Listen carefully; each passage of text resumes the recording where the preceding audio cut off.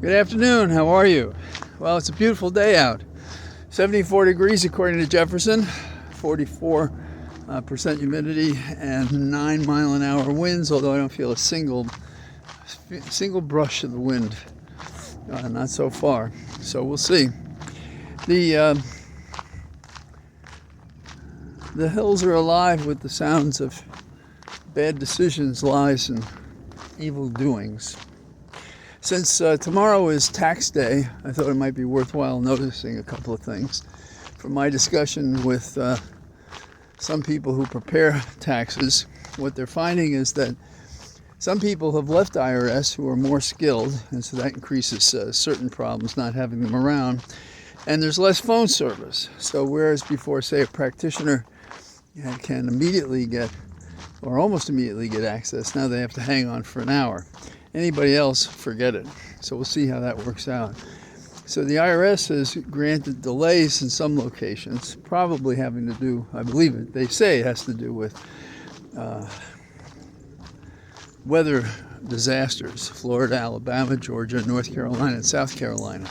So that kind of makes sense. We see a mix these days of the sensible action and the not so sensible action. And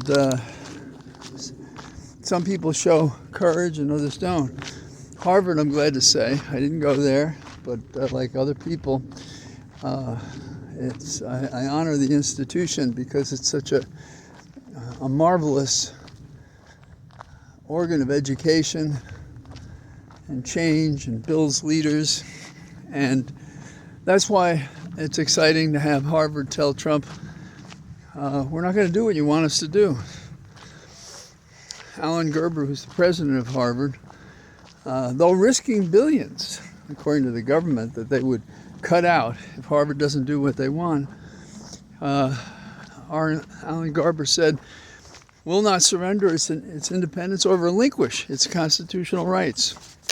Now, when you think of the lawyers that came out of there, we can honor those who spoke similarly about kowtowing to what Trump wants.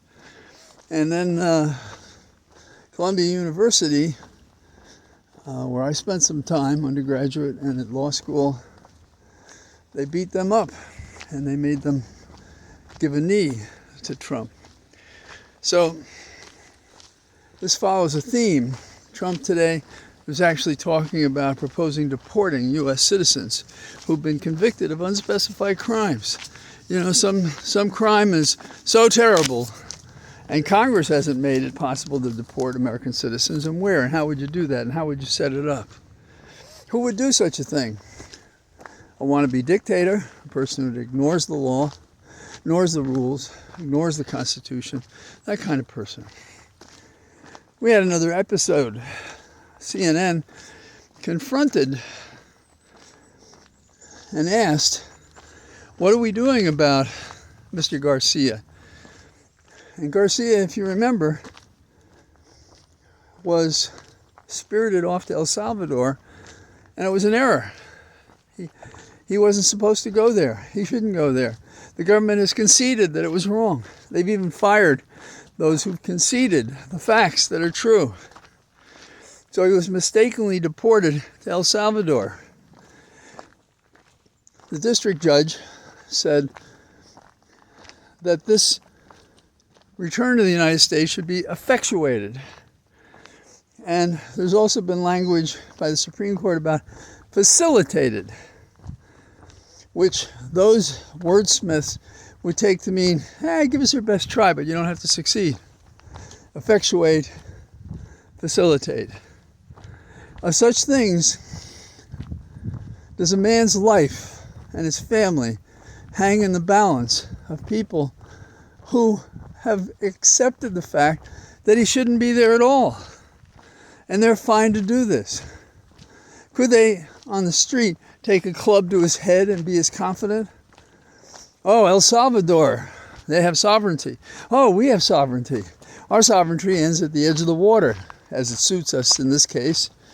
Their sovereignty, they don't want to return somebody and return to America a criminal, a gang leader, which he's not.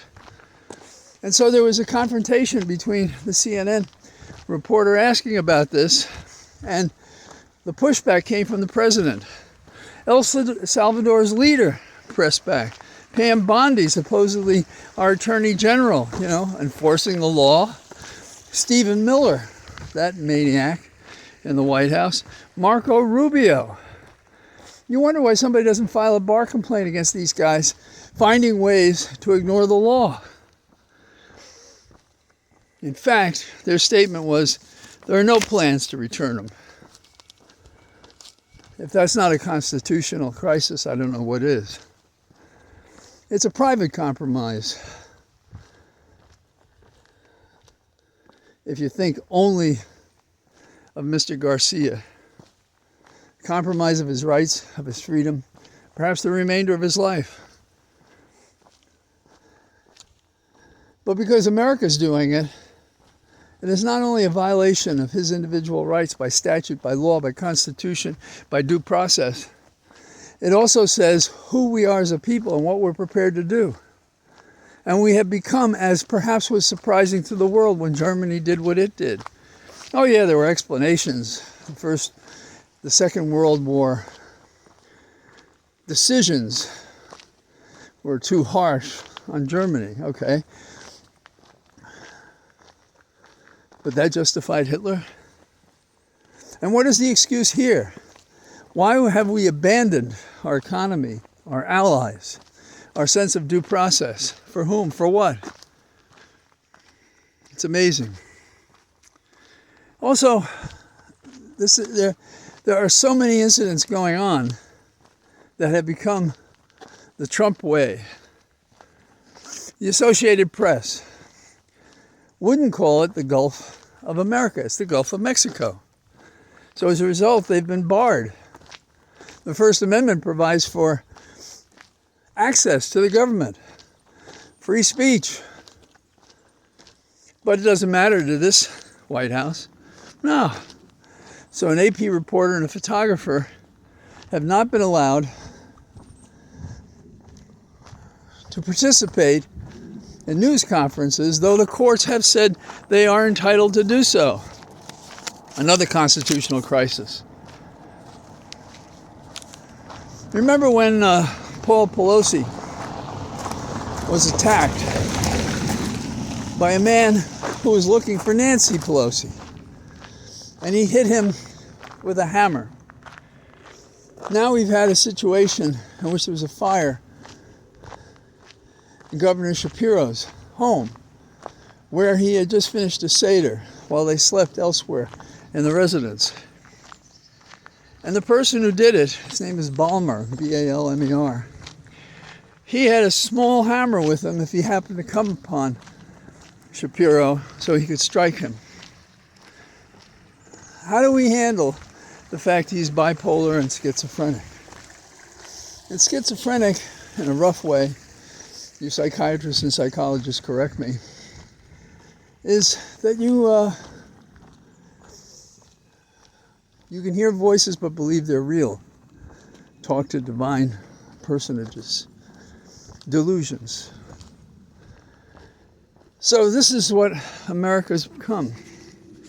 We have this group of howling hyenas turning every which way to hurt and discriminate, to run away from the work of hundreds of years to make a nation that ever became more democratic and more inclusive and dealt with discrimination and dealt with our diversity. And now what do we have?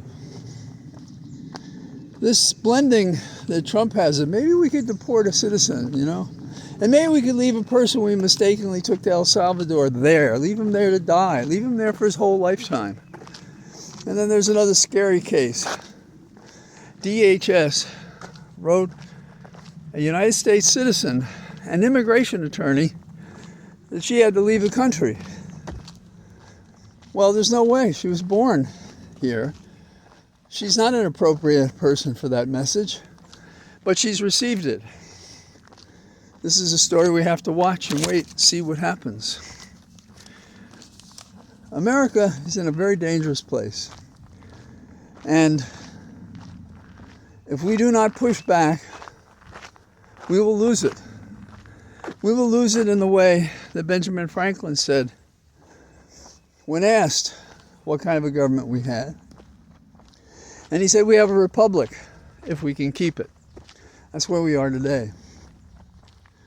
So when Bernie Sanders and AOC are putting together protests, when individuals are defying it, when the courts are making the decisions they are, and they're confronted with these goons for whom there is no misconduct so low that they can't embrace and do, in violation of our Constitution, in violation of our laws. A lot of people write about what is justice. And when I was a first-year law student, they call them 1Ls, the question came up, I don't remember which classroom, and somebody said it wasn't just. It was an injustice. And then using the dialogue method, he was asked, okay, so why is it unjust? What do you mean by that? And people have written tomes about this. But I think it reduces to something that we do understand. And we codify it in different ways. And justice is a sense of just. Is it fair? Is it fair? If I made an error and I put somebody at risk, is justice to say, it's okay, let it happen? We're talking about Garcia, obviously. If a woman in Massachusetts gets a notice from DHS and ignores the fact that she's a citizen and an immigration attorney and removes her from the United States, is there anything wrong with that? What about the president proposing, why can't we throw out of the country those convicted of certain crimes? Well, does it matter that our statutes say what the minimum maximum are, what the conditions are, the sentencing guidelines are? None of them presently say I can deport you.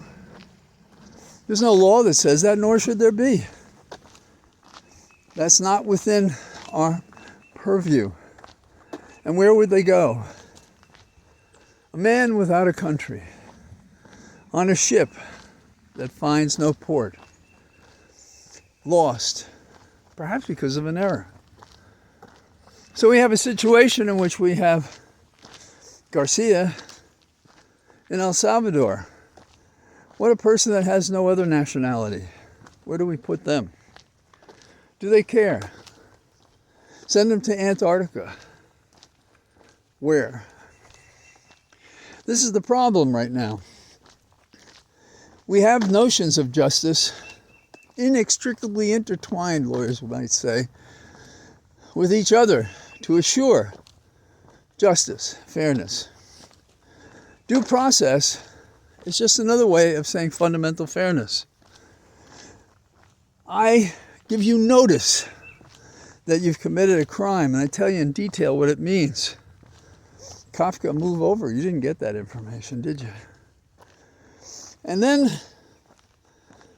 you give me an opportunity to consider what the basis is of your decision, of the notice of the charges against me.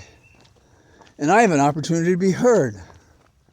And if you can't justify these things that you would do to me, then you may not do them to me.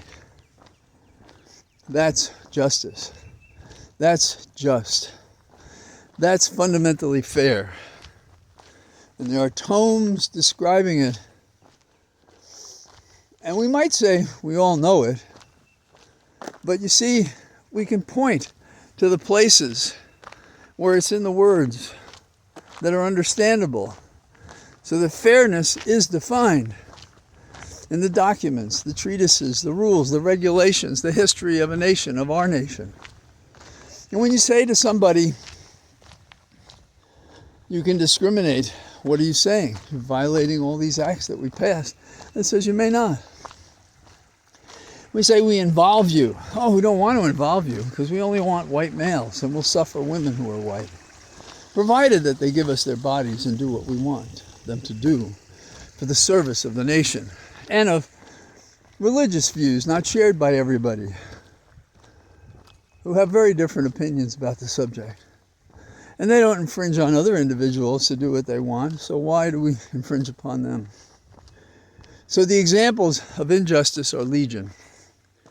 And in the most understandable, clear-thinking presentation, you can listen to Sanders say what the issues are all about and how we're suffering. Who would think that the wealthy would find an instrument like trust who would screw them and us all at the same time? But that's what we have. And if we don't correct this and get on it soon, we'll all be suffering the uncertainty of an evil monarch, as ironically we faced as a colony. We've come full circle. If there was such a thing as a life after death, Benjamin Franklin might say, you know, democracies never succeed. It takes longer for some, but they don't succeed. Is our time up? I don't think so. But it will be if we don't fight for it. There are values in life worth fighting for. And this is a value that by being fair, we enjoy freedom. And what is life about if we can't find our way to be free and to enjoy this life, as brief as it is when compared to the generations of humankind that have existed on this small planet? So, that's what I got to say from my cathedral of trees. And tomorrow, perhaps it'll be warm again like this, and I'll talk to you. All the best. Bye-bye.